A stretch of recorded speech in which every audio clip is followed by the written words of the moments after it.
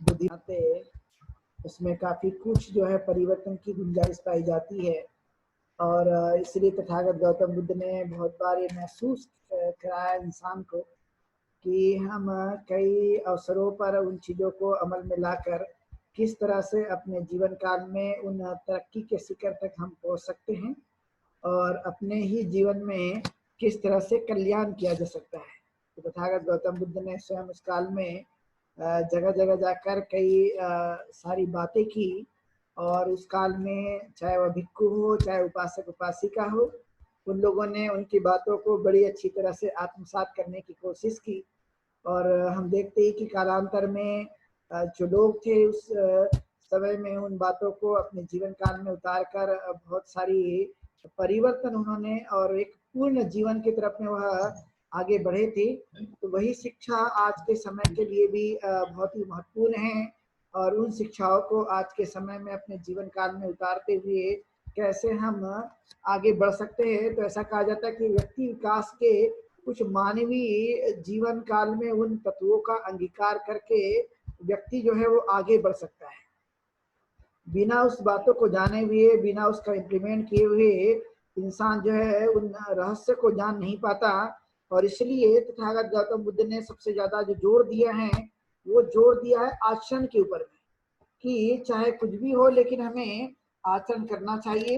और यह बहुत ही आवश्यक है। यदि हमने उन पहलुओं पर आचरण पर यदि जोर देने की कोशिश की तो स्वाभाविक रूप से जो मानव है वो अच्छी तरह से अपने जीवन को जी सकता है। तो ये खास बात थी कि उस काल में जो है लोग इन बातों को जान करके समझ करके वह आचरण पर जोर देने की कोशिश किया करते थे। तो आज के समय में भी हमें इन बातों पर विचार करते हुए, उन बातों को जानते हुए, समझते हुए भी महत्वपूर्ण जो तथागत गौतम बुद्ध के विचार है वो है व्यक्ति के पूर्ण विकास के लिए, मनुष्य के पूर्ण डेवलपमेंट के लिए, ताकि मनुष्य जो है अपने जीवन काल में किसी भी प्रकार के दुख का सामना न कर सके और वो दुख मुक्त हो सके और अपने जीवन काल में बहुत सारा परिवर्तन जो है वो अपने ही माध्यम से लाने की कोशिश करे। एक बहुत ही महत्वपूर्ण बात जो है उस काल में बताई गई तथागत गौतम बुद्ध के द्वारा। और तब से लेकर आज तक हम देखते हैं कि ये जो कुछ भी धर्म का मार्ग है ये मानव के लिए कल्याण के लिए है और उसे हमें अपने जीवन काल में इम्प्लीमेंट करने के लिए हमेशा सदैव प्रयत्नशील रहना चाहिए। तो देखा जाए तो तथागत गौतम बुद्ध ने भिक्खु भिक्खुनी, उपासक और उपासिकाओं को बहुत बार संबोधित करते हुए इस बात को उन्होंने कहने की कोशिश की है। और तब से लेकर आज तक हम देखते हैं कि यह जो कुछ भी धम्म का जीवन मार्ग है ये लगातार यह अपने जीवन में गतिमान हो रहा है। तो तथागत गौतम बुद्ध ने सबसे पहले 7 गोदान में 7 महत्वपूर्ण बातों पर जोर देने की बातें कही है कि यह हमारे लिए 7 वह महत्वपूर्ण बातें हैं जिससे हम अपने जीवन काल में एक बहुत बड़ा परिवर्तन और एक पूर्ण व्यक्तित्व का विकास हम लोग कर सकते हैं। तो उसमें सबसे पहले बताया है वो है सती, दूसरा है धम्म विचय और तीसरा है वीर्य, चौथा है पीति और यह 5वां है प्रसिद्धि और 6वां है समाधि और इसमें 7वां अंग है उपेक्षा का, कि यह वह तत्व है जिसके माध्यम से व्यक्ति जो है अनंत चिरकाल तक जो है काफी कुछ परिवर्तन लाने की कोशिश कर सकता है। और इस पर उन्होंने अपने आप में एक बल नाम की चीज पर जोर देने की कोशिश की कि मनुष्य जो है इन तत्वों को अंगीकार करके वह कैसे आगे बढ़ सकता है। और इसलिए आपने देखा होगा कि आज के समय में बहुत सारे जो लोग हैं वह बताते कि व्यक्ति विकास के लिए आवश्यक गुण या आवश्यक मूल मंत्र कई बार आपने देखा हो कि वो बताने की कोशिश करते हैं और बताने के बाद बहुत लोग जो है बड़े गौर से उन्हें सुनते हैं कि हमारा भी व्यक्तित्व विकास होना चाहिए, हमारे भी डेवलपमेंट होना चाहिए और हमने भी प्रगति करनी चाहिए। ऐसे कई प्रकार के जो है वह जिसे हम नुस्खे कहते हैं वो नुस्खे आज भी वर्तमान काल में बताया करते हैं और उसको लोग जो है बड़ी अच्छी तरह से उसे ध्यान पूर्वक सुनने की कोशिश करते हैं। और कई बार आपने देखा होगा कि बहुत सारे जो मोटिवेशनल स्पीकर्स होते हैं उनको भी लोग बड़ी अच्छी तरह से सुनते हैं कि हमारी भी जो पर्सनालिटी है वो विकसित होनी चाहिए, डेवलपमेंट होना चाहिए। लेकिन तथागत गौतम बुद्ध ने मूलभूत तथ्यों पर बात करते हुए अपने स्वयं के व्यक्तिगत जीवन में आचरण करके हम कैसे अपने आप को पूर्ण विकास की तरफ ले जा सकते हैं, उस पर उन्होंने फोकस करने की बातें कही है और उसे हमें अपने जीवन काल में उतारते हुए ध्यान रखने पर विशेष बल देना चाहिए। तो सबसे पहले हम देखेंगे कि मानव का जीवन में ये जो 7 बोधांग बताए गए हैं, यह एक प्रकार से मानव के उस जीवन को बदलने के लिए, जिससे मनुष्य जो है अपनी एक चरम सीमा तक पहुंच सकता है। कई प्रकार की इच्छा आकांक्षाएं और कई प्रकार के विचार मन में आते रहते हैं, लेकिन उन सभी चीजों को जानते हुए, समझते हुए और उतारते हुए क्या हम लोग अपने आप में एक अनोखा परिवर्तन ला सकते हैं क्या? ये तथागत गौतम बुद्ध ने सबसे पहले लोगों से परिचय कराया कि हम चूंकि इंसान हैं और इंसान होने के नाते हमारे अंदर में मन नाम की ताकत है, तो इसके आधार पर हम परिवर्तन ला सकते हैं। परिवर्तन करने की गुंजाइश हमारे पास में पाई जाती है और उस पर बहुत सारे लोगों ने इसमें उस काल में भी बहुत सारे लोगों ने इस पर विचार किया और विचार करते हुए उन्होंने वैसा अभ्यास करने की कोशिश की। तो हम एक साक्षात रूप में हम ये पाते हैं कि उनके जीवन में कुछ खास परिवर्तन भी आया था और उनको हम उदाहरण के तौर पे, एक आदर्श के तौर पे आज भी हम लोग लेते हैं और लेने के बाद में हम उनसे कुछ अनुभव के तौर पे सीखने की कोशिश करते हैं कि यह वह प्रयोग हुआ था तथागत गौतम बुद्ध के काल में और उसके प्रयोग के माध्यम से आज तक पूरी मानव जाति जो है उन रास्तों पर चलने के लिए हमेशा प्रयत्नशील रहती हैं। लेकिन जो जो लोग भी इन चीजों को अपने जीवन काल में आत्मसात करने की कोशिश करेंगे, तो उन लोगों के जीवन में परिवर्तन की संभावना दिखाई दे सकती है। और इसलिए क्योंकि मानव ही अपने जीवन में परिवर्तन ला सकता है, ऐसी कोई दूसरी ताकत या शक्तियां नहीं है जो अपने जीवन को बदलने के लिए कुछ सहायक बन सके। तो लोग अधिकतर उस काल से लेकर आज तक भी बहुत सारे जो लोग हैं वो विचार करते रहते कि मनुष्य के जीवन में कोई ईश्वर है, कोई अल्लाह है, कोई परमेश्वर है और न जाने कौन कौन है, वो हमारे जीवन को बदलेगा और वह कई तरह के हमारे जीवन में परिवर्तन ला कर देगा। लेकिन तथागत गौतम बुद्ध ने पुरजोर इस बातों का खंडन करते हुए उस काल में बताने की कोशिश की। अब तक भी वह बात एक प्रकार से प्रायोगिक रूप से वह खरी उतरती हुई हमें दिखाई दे रही है। तो हमें आज के समय में यह अंदाज लगा सकते हैं, क्या वह विचार आज के जीवन में मानव के जीवन के लिए क्या प्रमुख रूप से अपनी भूमिका अदा कर सकता है मानव के व्यक्तिगत जीवन को बदलने के लिए और सामाजिक जीवन में बदलाव लाने के लिए? क्या यह विचार आज भी वर्तमान में हमारे जीवन को बदलने के लिए क्या सहायक हो सकते हैं क्या? तो हमने ये पाया है कि दुनिया भर में जो कुछ भी रिसर्च हुए, तो उस रिसर्च के माध्यम से ये अनुमान लगाया गया अनुभव के तौर पे कि यह गुंजाइश है कि तथागत गौतम बुद्ध ने जो कुछ भी हमें बताया, तो बताने के बाद में उनके विचार के माध्यम से आज कुछ जो कुछ भी हम बदल सकते हैं, तो उसे हमें अपने जीवन काल में उतारने की कोशिश करते हुए बदला जा सकता है। और इसलिए तथागत गौतम बुद्ध ने अपने चित्त में जो कुछ भी प्रसंग उत्पन्न होते हैं और चित्त के विकास के लिए जो कुछ भी हम अपने आए दिन कार्य करते रहते हैं, तो उसमें धम्म और नैतिकता का जो कुछ भी स्थान बताया गया उस पर बल देने की उन्होंने बातें कही और उसके ही माध्यम से ये जोर देते हुए कहा गया कि हमें सबसे पहले जो 7 बोधांग हैं, उस 7 बोधांग में सबसे पहले जो बताया गया वो है सती। यानी सती मतलब होता है जागरूकता, कि हम अपने जीवन काल में सबसे मूलभूत मंत्र जो है या जिसे हम मूलभूत एक तत्व कह सकते हैं, यह तत्व यह है कि हमें जागरूकता बनाए रखना चाहिए। अर्थात कहा जाता है कि हर बात पर ध्यान देना, हर बात को ध्यान पूर्वक सुनने की कोशिश करना, उसे जानने की कोशिश करना और अपने मन को पूर्ण रूप से जागरूक बनाए रखने के लिए निरंतर प्रयासरत रहना कि मैं जागरूक बना रहा हूँ और ये जागरूक बनकर मैं अपने चित्त में कोई अकुशल कार्य को ना होने दूं। कि जब जब भी मनुष्य के द्वारा कुशल कार्यों की प्रवृत्ति होगी, यानी कुशल कार्य मनुष्य करते जाएगा, तो वैसे वैसे जो है मनुष्य में कुछ खास अनोखा परिवर्तन आते जाएगा।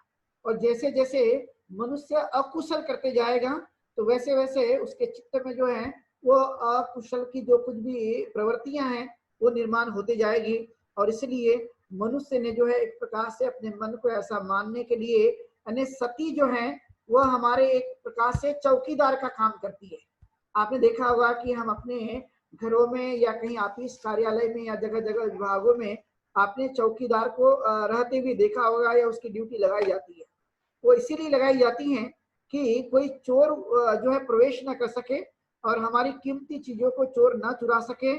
तो इसलिए हमारी संपत्ति भी बची रहे और हमारा सब कुछ काम सही हो सके। यानी जो कुछ भी हानि हो सकती है उस हानि से बचने के लिए हमने देखा है कि चौकीदारों का जो है जगह जगह जो है ड्यूटी लगाई जाती है। तो चित्त में जो कुशल कर्म है न अकुशल करने की जो प्रवृत्ति निर्माण होती है वह न करना और कुशल कार्य को करने की प्रवृत्ति के लिए हमेशा जागरूक बने रहना। जितना हम जागरूक बने रह सकते हैं उस पर हमें ध्यान देने की कोशिश करना। तो इसमें कुछ महत्वपूर्ण बातें हैं जो हमें इम्प्लीमेंट करने के लिए ध्यान देने की कोशिश करना चाहिए कि मैं अपने माइंड को यानी अपने मन को जितना क्लियर कर सकता हूँ, जितना अच्छी तरह से बना सकता हूँ, उसे बनाने पर जोर देना चाहिए। क्योंकि मेरा मन है और इसलिए मेरा मन है तो मैं ही उसे क्लीन कर सकता हूँ, उसे मैं ही ठीक कर सकता हूँ और उसे जितना मैं अच्छा रख सकता हूँ उसे रखने पर जोर देना चाहिए।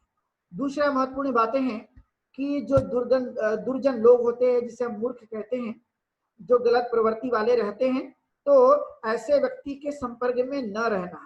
जितना हो सके अपने जीवन काल में प्रयास करते रहना कि हम ऐसे लोगों के यानी जो दुर्जन हैं, जो बुद्धिहीन हैं, जो मूर्ख हैं, ऐसे लोगों की संगति हम बिल्कुल भी नहीं करेंगे।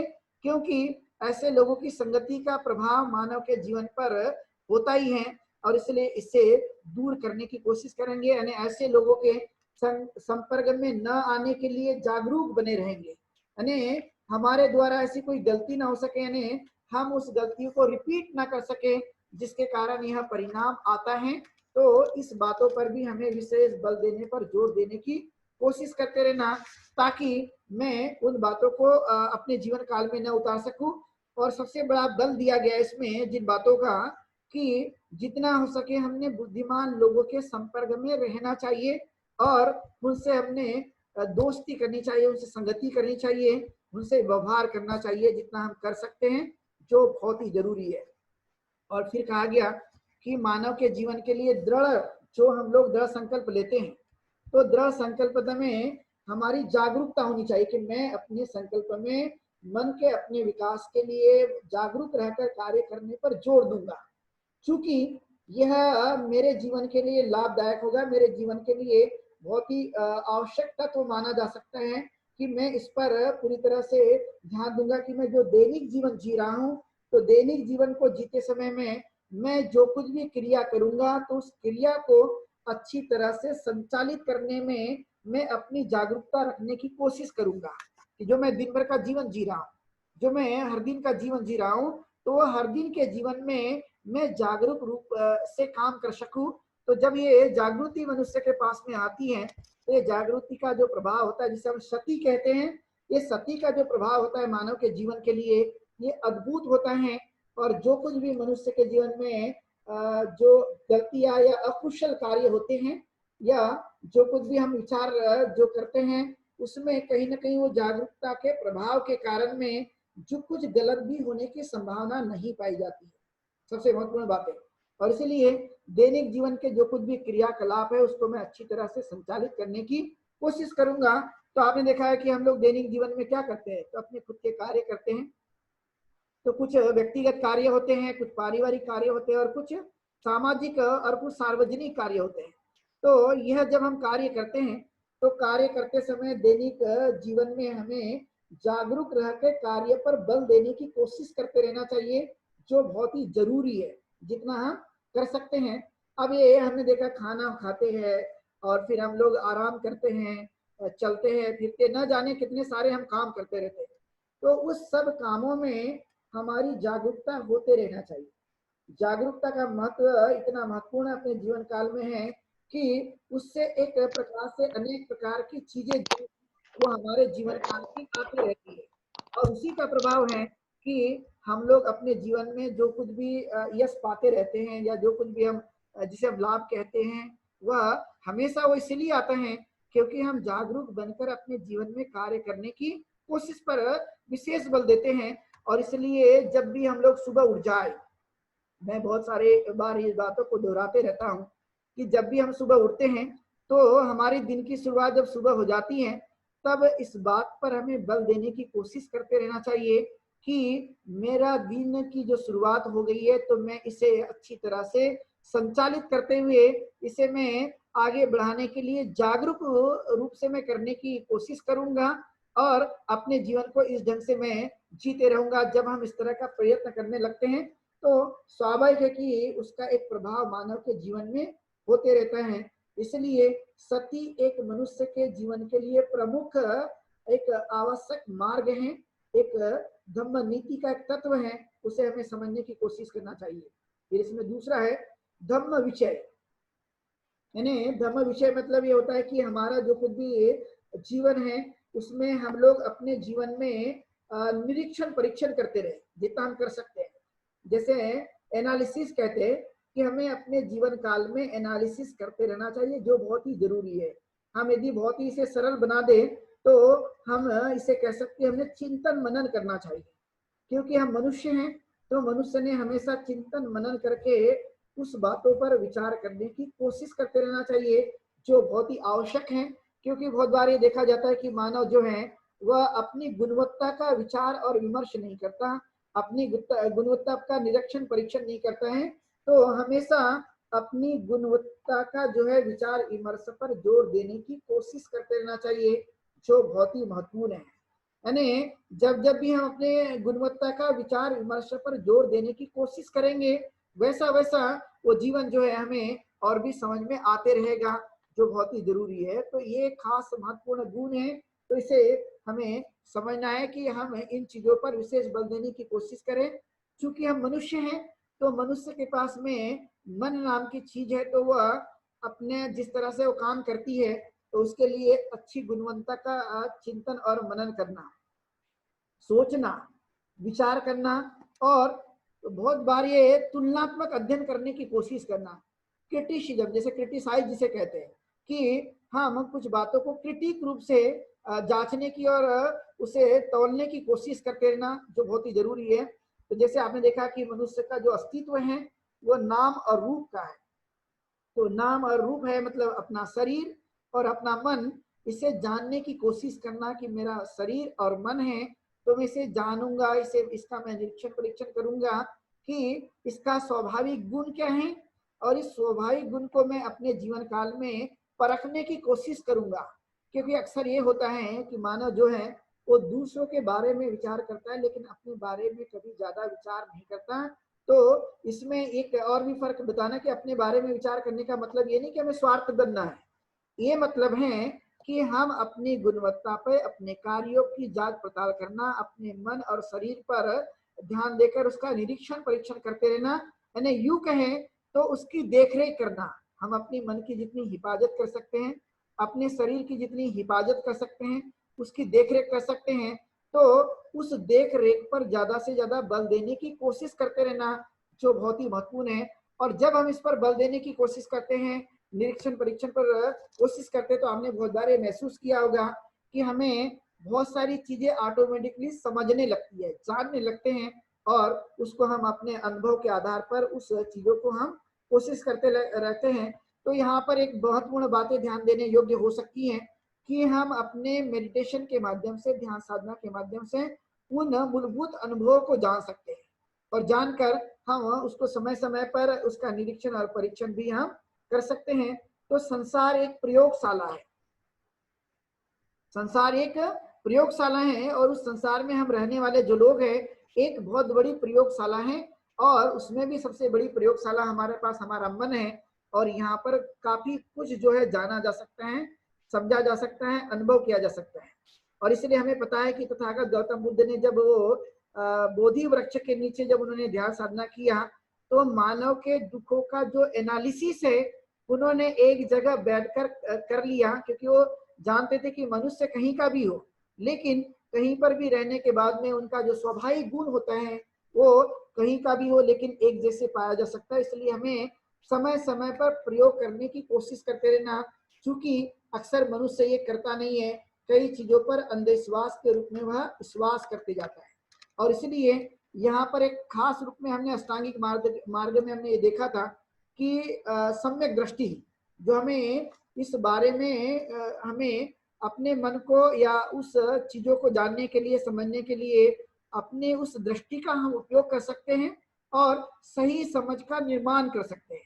और जब सही समझ का निर्माण होता है तो हमने देखा है कि बहुत सारा जो मानसिक शक्ति है वो हमें मिलने लगती है। तो मानसिक शक्ति को बढ़ाने के लिए ये मूलभूत आधार तत्व हैं जो एक प्रकार से गति करने के लिए सहायक बनते रहता है और उससे हमें पूरी तरह से ध्यान देने पर कोशिश करते रहना चाहिए, जो कि बहुत ही जरूरी है। यदि हमने इस मूलभूत तत्वों पर विशेष ध्यान देने की कोशिश की तो स्वाभाविक है कि हम अपने कार्यों को आगे बढ़ाने की कोशिश कर सकते हैं। तो इसके लिए 5 बल बताए गए हैं। जो 5 बल हैं उसे हमें समझने की कोशिश करते रहना चाहिए। तो उसमें बल जो है अभ्यास करना, जिसे हम निरीक्षण परीक्षण कह सकते हैं। यानी पहला है अभ्यास करना। दूसरा है कि जो पर्यावरण पूरी दुनिया में पाया जाता है, चारों तरफ हमारा कुछ कुछ असर होता है अलग अलग चीजों का, तो वो चारों तरफ जो कुछ भी असर हो रहा होगा, लेकिन मैं उस असर में अपने आप को शुद्ध रखने की मैं कोशिश करते रहूंगा। पर्यावरण में रहते हुए, संसार में रहते हुए, समाज में रहते हुए मैं कोशिश करते रहूंगा कि मैं अपनी शारीरिक और मानसिक शुद्धि को मैं करते रहूं और उसमें विशेष चीजों को मैं अपने जीवन काल में उतारते रहूं, जो कि बहुत ही महत्वपूर्ण है। इस बलों पर हमें विशेष जोर देने की कोशिश करना। फिर है इसके साथ साथ दिया गया कि श्रद्धा का होना जरूरी है।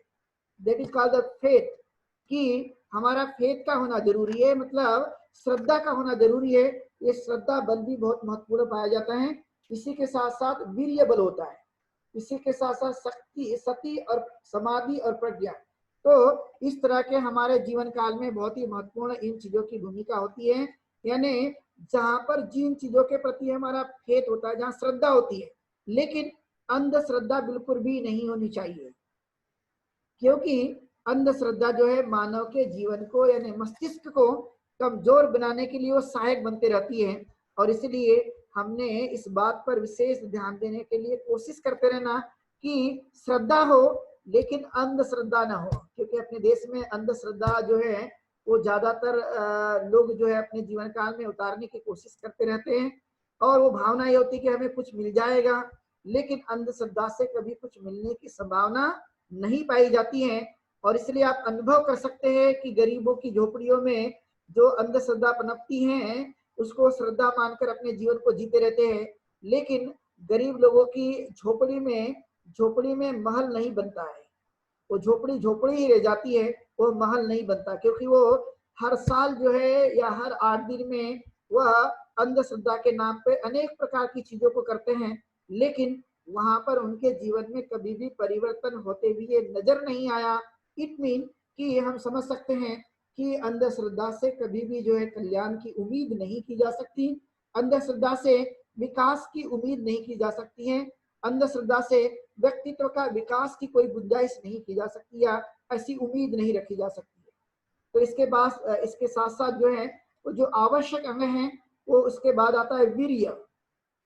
वीर्य जो है मानव के जीवन के लिए बहुत अद्भुत ताकत मानी जाती है।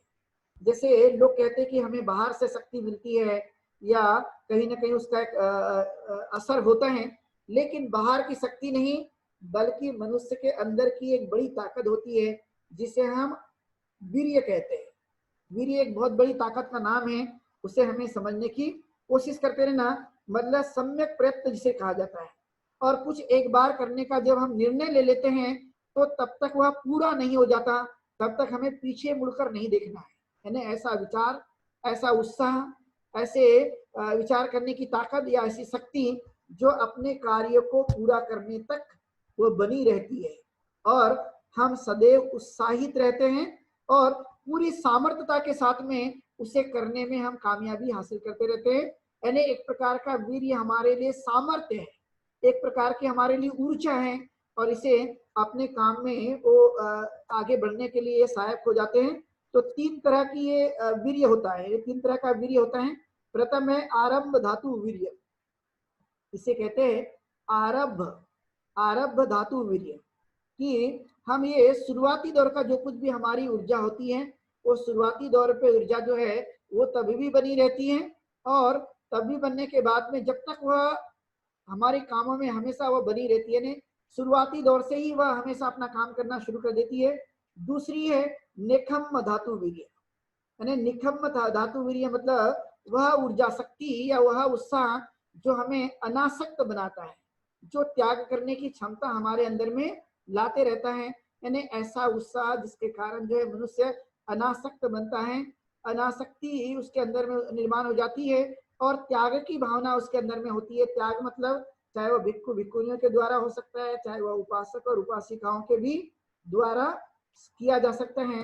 तो यह निखम्म धातु वीर्य कहा जाता है। तीसरा है पराकम्म धातु वीर्य, अर्थात जो है मनुष्य अपने कार्य को तब तक पूरा ना कर ले जब तक वह एक प्रकार से उसे मंजिल तक न पहुंचा ले, यानी एक प्रकार से हमारे अंदर में पराक्रम होता है, यानी हम अपने मार्ग को, अपने उस विरोधी ताकतों को हम परास्त कर देते हैं। लेकिन हमारे अंदर जो उत्साह रहता है वो होता है एक प्रकार का साहस का, एक प्रकार का पराक्रम ही उससे हम बनने लगते हैं। तो ये पराक्रम जो वीर्य धातु है या धातु वीर्य है, ये हमारे जीवन के लिए बहुत महत्वपूर्ण मानी जाती हैं। और ये तीनों ही वीर्य जो है मानव के अपने कार्यों में और भी उत्साह लाने के लिए, उसे पूरा करने के लिए, उसमें एक अद्भुत शक्ति को प्राप्त करने के लिए बहुत अच्छी तरह से यहाँ सहायक होता है। और इसलिए इस पर हमें विशेष देने पर कोशिश करते रहना जो कि बहुत ही जरूरी है। फिर चौथा आता है प्रीति। प्रीति का मतलब होता है खुश, प्रसन्नता, आनंद। क्योंकि बहुत बार अक्सर हम देखते हैं कि मानव जो है बड़ा हतोत्साहित होता है, निराशा होता है, उदास उसके जीवन काल में रहता है। लेकिन सबसे महत्वपूर्ण जो कुछ भी मनुष्य के जीवन के लिए एक अद्भुत ताकत देता है प्रीति, यानी आनंदित होना, प्रसन्न होना और अपने इंद्रियों के माध्यम से सुख प्राप्ति की कोशिश करते रहना, जो हमारे जीवन के लिए अच्छी तरह से काम के लिए वह मानी जाती है।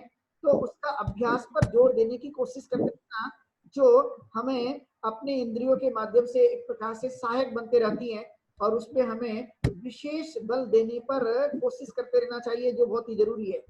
क्योंकि बहुत बार ये देखा जाता है कि मानव जो है वह सुख पूर्वक और शांति के साथ जीने के लिए जो आनंद हमें चाहिए होता है वह आनंद नहीं मिलता। तो मैं हमेशा लोगों से कहता हूँ कि जब मनुष्य का जन्म होता है तो जन्म होते ही मनुष्य किसी भी चीज को लेकर नहीं आता। यह आपने खुद भी अनुभव किया होगा। नथिंग, यानी कोई चीज हम अपने साथ लेकर नहीं आते हैं।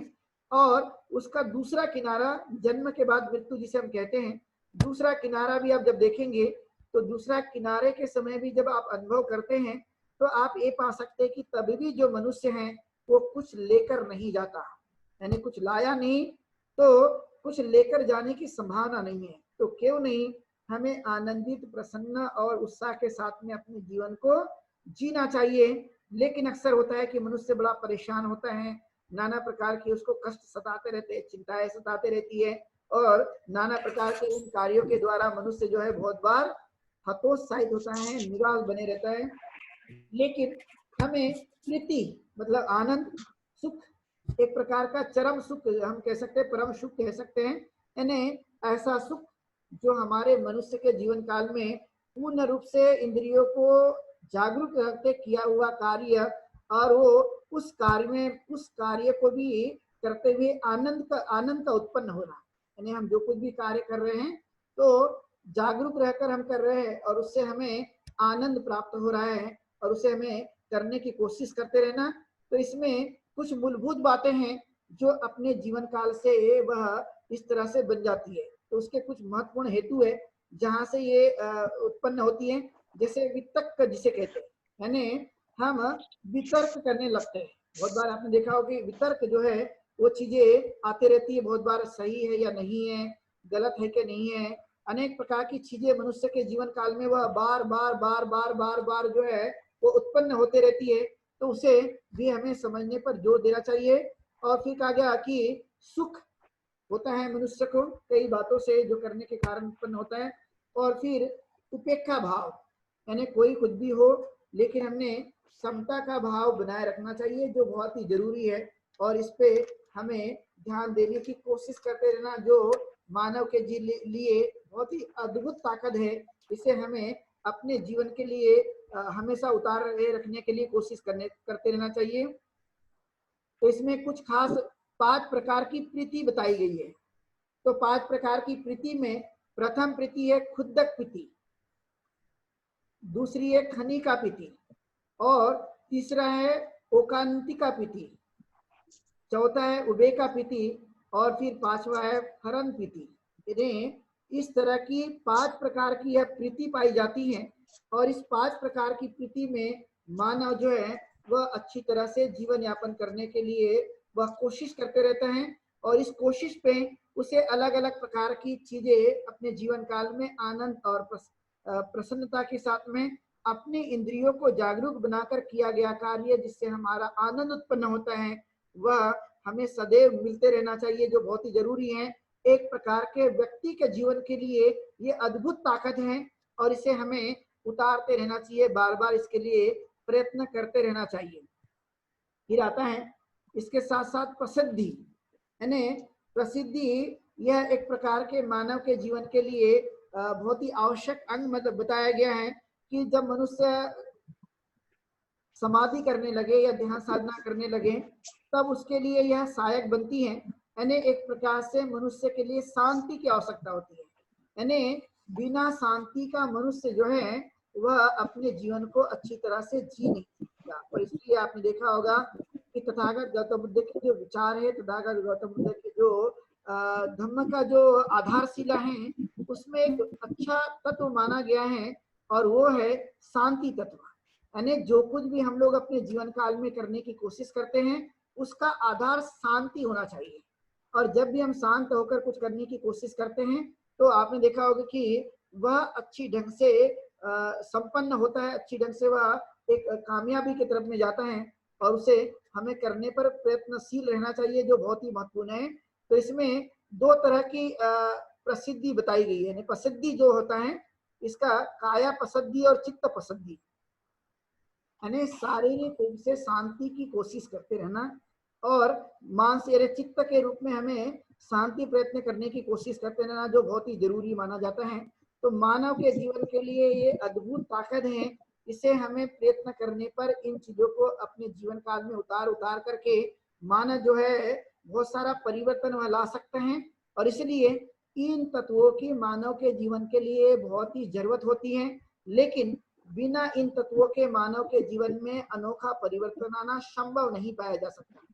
और इसलिए धम्म नीति वह नीति है जिसके माध्यम से उन विचारों को अपने जीवन काल में उतार करके हम आगे बढ़ने की तरफ में एक प्रकार से अग्रसर होते रहते हैं, और वह नीति तत्व हमारे लिए एक प्रकार के सहायक बनते जाते हैं, जो बहुत ही महत्वपूर्ण है। फिर आता है 6वां समाधि, यानी समाधि का मतलब होता है पूर्ण जागरूकता।